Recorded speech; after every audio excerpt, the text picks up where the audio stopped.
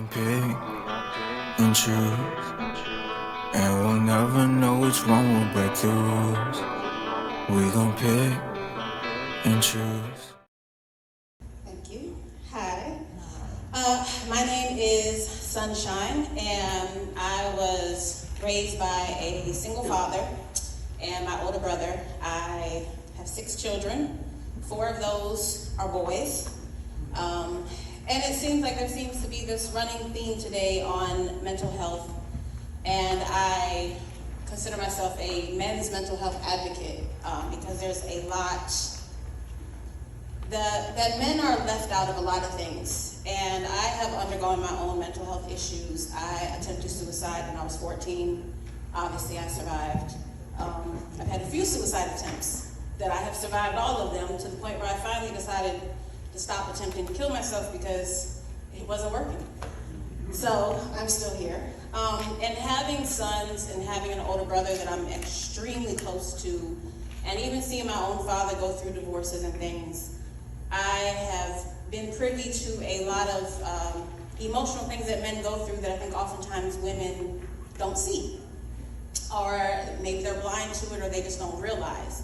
I think a lot of women tend to think that men kind of run on autopilot, and they don't. They have emotions just as deep as women, but it's not recognized. And so worldwide, 2/3 of all suicides are committed by men. Men commit suicide 6 times more often than women. And in the Black community, it's 17.9 out of every 100,000 young Black males aged 25 to 34 commit suicide.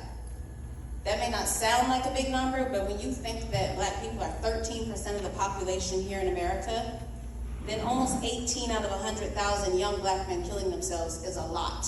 That doesn't leave you much because you got a whole lot in jail too. So, the question is why?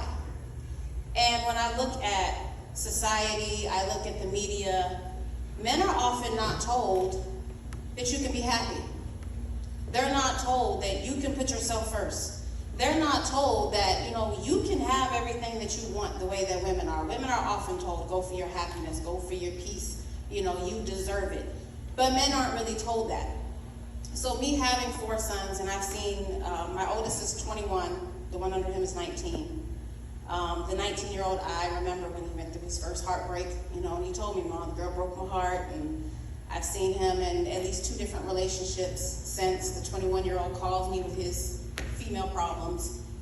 And the one thing that I teach my sons is, and it's a lesson that many people, it's going to sound crazy to most people, but I do tell them to be selfish.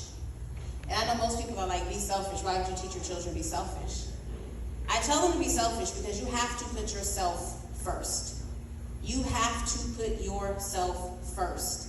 And I tell my sons, not only my sons, I teach my daughters as well, but I express this to my sons because society doesn't tell them that. Society doesn't tell them to put themselves first. Society doesn't tell them that they matter.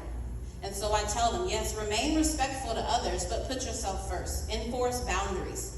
So like with my sons when they're dating, if you meet a young woman and she speaks to you in a disrespectful way, and you say something to her in a respectful manner that first time and say, hey, I don't appreciate the way you spoke to me, and she speaks to you like that again, go.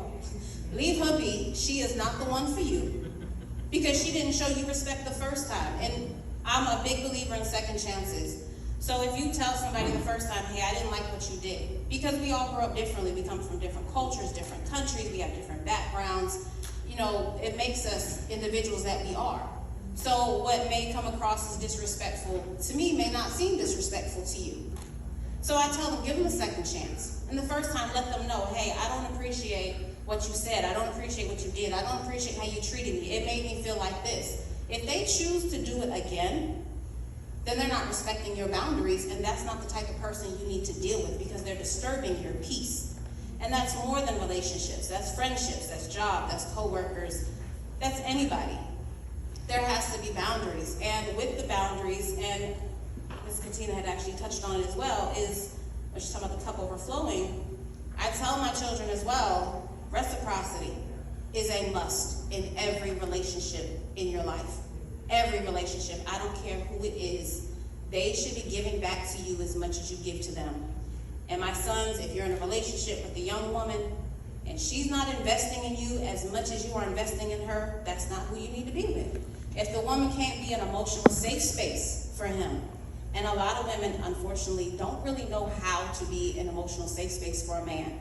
They don't know how, and it makes it harder for these young men. It's already harder for men to open up as it is. And then when women don't know how to be an emotional safe space, well, look at how high these suicide rates are. Because these men feel like they don't have anybody to talk to. They feel like nobody cares about them. Nobody listens to them. Nobody wants to hear what a man has to say. And men come with a whole lot of value. And so I teach my sons, always put your boundaries up. Always put yourself first. Always require reciprocity in every single relationship in your life. Make sure that they are giving back to you what you give to them. You're not required to sit here and be anybody's doormat. Nobody is allowed to sit here and dump their pain onto you because they don't want to deal with their stuff. That's not fair. It's not fair to you. And you don't have to accept that. And so I tell them, make sure that you do require that. Let people know what your boundaries are up front, because you have to communicate this to people. So if you're dating somebody, tell them, hey, these are my expectations. Because if she's the woman for you, then she's going to understand that and she'll deal with those expectations. If she's not the person you need to be with, then she's going to keep doing what she does, and she's really not going to care about the boundaries that you set. And that's how you know if somebody is for me. Did she respect the boundaries that I set, because this is what I require for you to be a part of my life? And if she can't respect that, that's not a woman that you want. And that actually goes the same for women as well. If a man can't respect the boundaries, that's not what you want. It's not going to work. The relationship is going to end. But with reciprocity, there has to be, you can't consistently give to others and then you not receive anything in return, because you will give yourself until you're empty. You will drain yourself, and then people sit here and they like to say, oh, so-and-so did this to me, and they did so-and-so to me, and so-and-so did that to me. But you allowed it. You allowed it. You teach people how to treat you. So if you allow people to continually cross your boundaries, that's not on them anymore. That's on you to enforce your boundaries and to make people respect you. And if they can't respect you, if they won't respect you, that's also on you to excuse yourself, or she said, turn around, change directions, go away. Because you don't have to stay there and put up with that from somebody. You don't have to sit there and tolerate somebody's disrespect. You don't have to tolerate the mistreatment. You don't have to tolerate the attitude. You don't have to stay with somebody that puts their hands on you.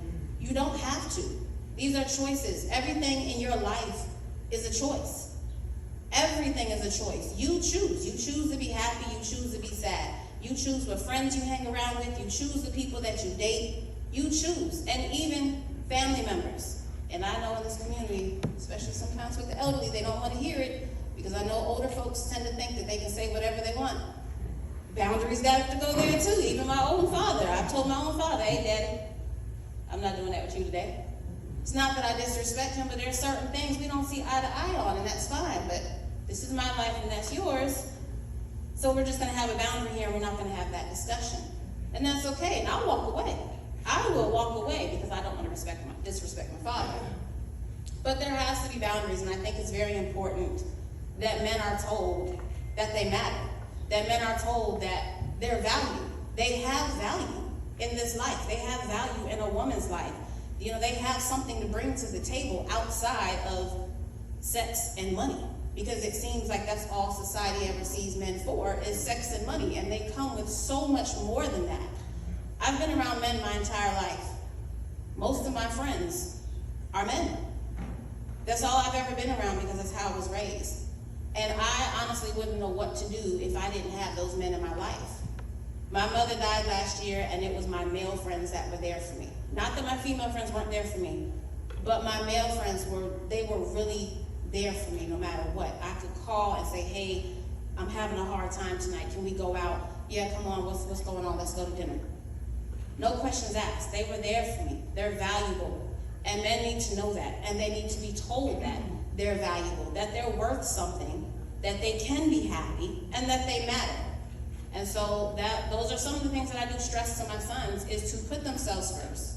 Have your boundaries in place and require reciprocity from everybody in your life.